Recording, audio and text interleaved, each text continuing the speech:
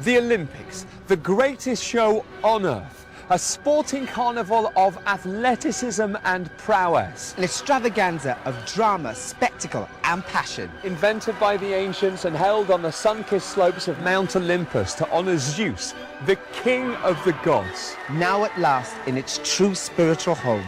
Stratford, East London. Join us as we tell the story of the glory that is the Olympic Games. Goosebumps, the tingles down the spine. Even now, it still makes you go. The story of some of the greatest athletes on the earth. He was like a living, breathing action man. Oh, it's a big throw! And the odd crazy priest. The most compelling event ever invented. And jumping over fences. The fittest human beings in the world. It was just unreal. She was like a machine. And some slightly out of breath ones. Yes, invented for Zeus, but coming soon to a television screen near you, the Olympics. 50 most amazing moments. Welcome to our choice of the very best the Olympics has to offer. And here's the first 25 coming right up.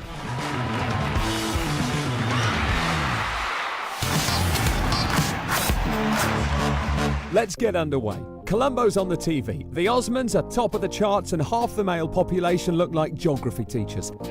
It's 1972, and in Munich, it's the men's basketball final. The US in a Cold War battle royale against the USSR. It was pride at stake, and the USA had never been beaten. The only thing I can compare this to is England versus Germany in football. It's that serious. America and Russia, there was a war brewing. This is like the most extreme rivalry. It's a bit tense, isn't it? And this could well be the winning shot. Such pressure on a young man.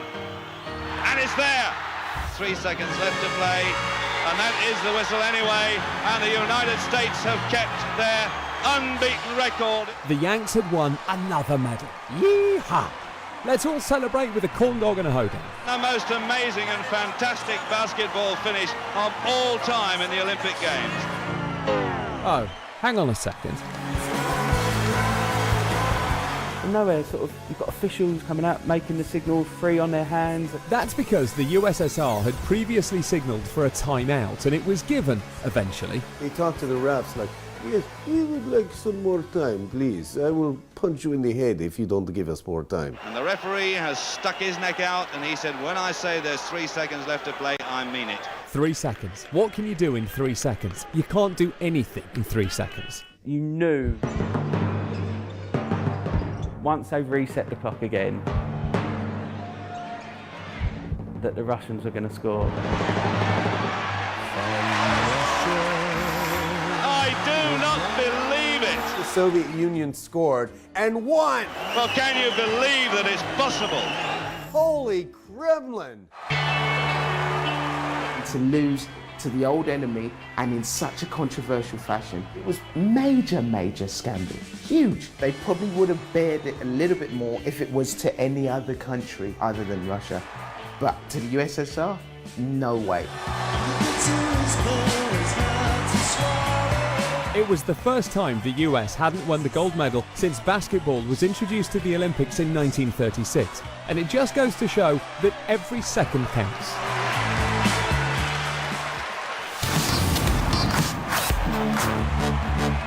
When you think of the countries that have produced the Olympics' fastest men, you think of America. And Jamaica. But mainly America. America and Jamaica. And Scotland.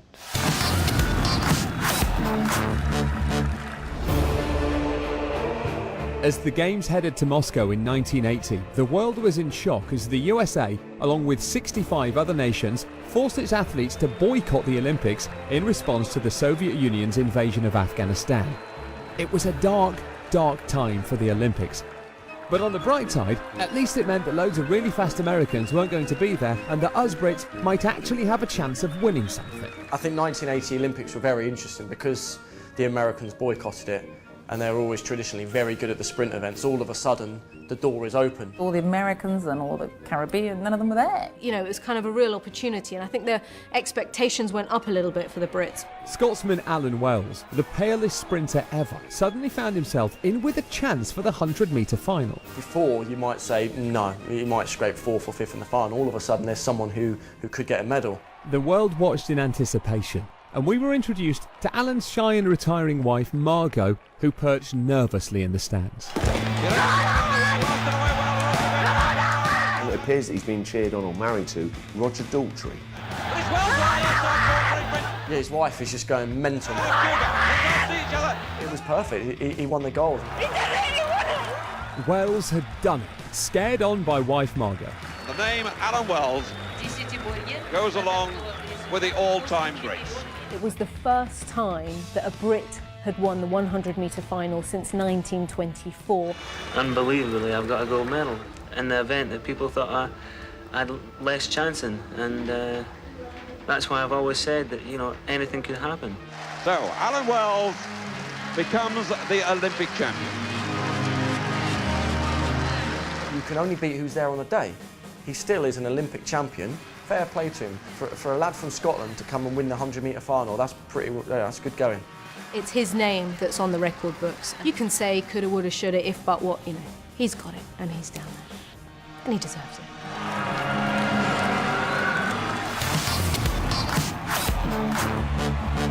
He was this incredible diver that had won a gold medal in '84, which was in front of an American crowd. He was out and out one of the best divers in the world. Yep, he was as good as it gets, but in 1988, Greg Louganis lost his head. Look at that. Oh! He's misjudged it. He's banged his head on the board. Look at that. Oh! That's got to hurt, hasn't it? This kid's face says it all. Greg Louganis could surely not survive. The Olympics were over. Not really. He doesn't do dying, he does diving. And incredibly, he and his very sore head went on to achieve Olympic glory. And the crowd are on the feet. 2 days later, with stitches, he goes on and wins the gold medal. How hardcore is that? Is there any other athlete who could come back so quickly from such an injury and win a gold medal? He's Iron Man. If I'd stubbed my toe on that board, I'm never going near one again. He gets up and he wins the gold. Brilliant. Greg Louganis, an Olympic hero and head and shoulders above the rest. The 1984 Olympic Games, American style. Yep, land of the free, home of the brave, and in 1984, host of the greatest ceremony ever seen. A warm welcome from the citizens of California.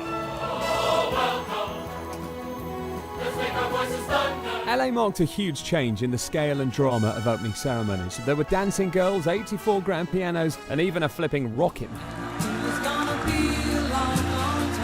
The Rocket Man had nothing to do with the Olympics at all. It was just something amazingly cool. It just comes out of nowhere and flies around for a bit, and then that's him done. Wasn't carrying a flame, wasn't carrying a baton, wasn't like a Rocket Man relay.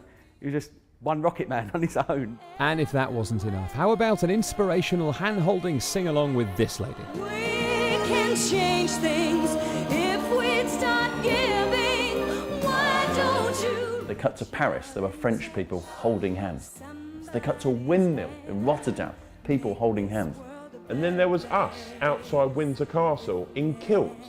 We might as well have all been eating leeks. It was ridiculous. But if you thought the opening ceremony was dramatic, the closing ceremony was out of this world. The closing ceremony was a sci-fi spectacular.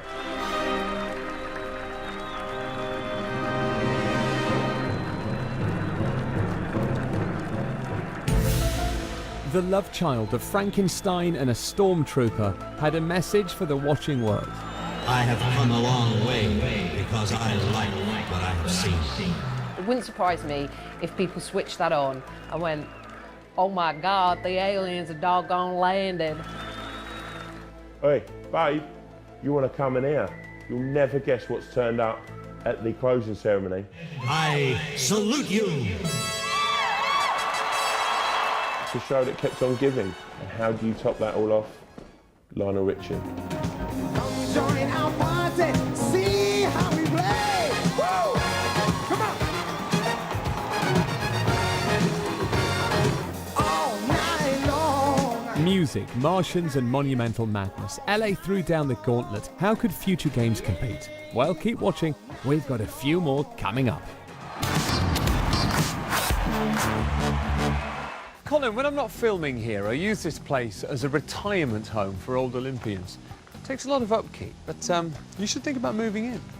A kind of retirement home for gold nobodies, yeah? Yeah, all silver, all bronze. As I've said to you many times, it's not about the winning, it's about the taking part. Kelly, show me that bronze again that you won in Athens. Yeah, but Dean, you didn't win that, did you?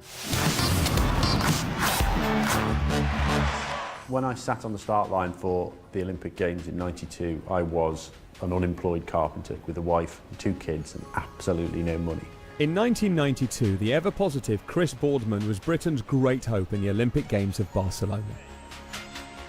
In the 4K cycling pursuit final, Chris would need enthusiasm, positivity and total belief to win the gold. And if there was a gold medal for modesty too, he was the man. I didn't believe that I was going to win because that happens to other people that you see on television.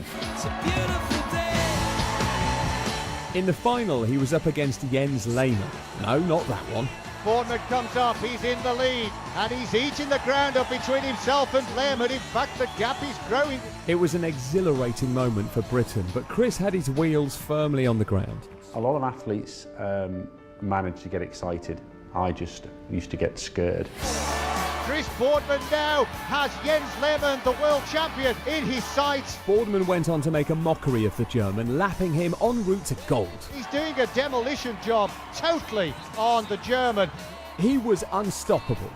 He doesn't just catch him, he overtakes him, and on the line, he's ahead. I mean, just completely inconceivable. Chris Boardman is going to take the gold medal to become the 4,000-metre Olympic champion, and he does just that. To be laps on a velodrome is unheard of, and to do it at the Olympics was just a credit to how much of a beast he was, really, and the fact that